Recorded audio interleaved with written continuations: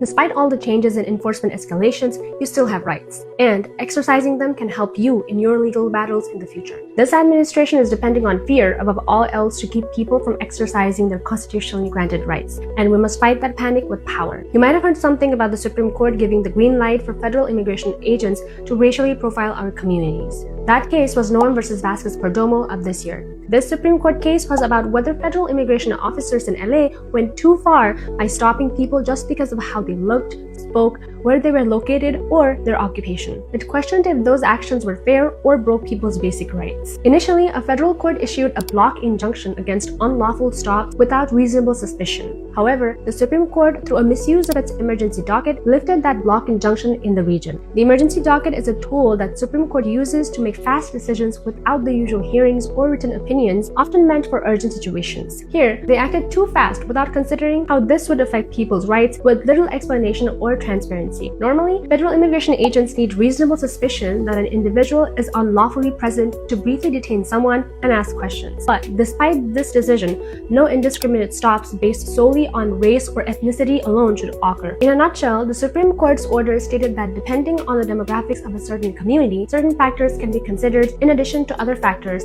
to make stops and question people. This violates constitutional protections, notably the Fourth Amendment's protection against unreasonable searches and seizures, in that federal immigration agents relied on impermissible factors, race, ethnicity, accent, location, occupation to stop people. It means that mass federal immigration agents may have even more legal impunity to detain and interrogate people based merely on how they look or where they are. Racial profiling is wrong. It dehumanizes people, violates an individual's human rights, and also violates constitutional and international human rights law. Noem versus Perdomo might be empowering officers to racially profile, but we still believe this is unconstitutional. Despite this Supreme Court order, you still have the right to remain silent and can exercise your rights during detainment.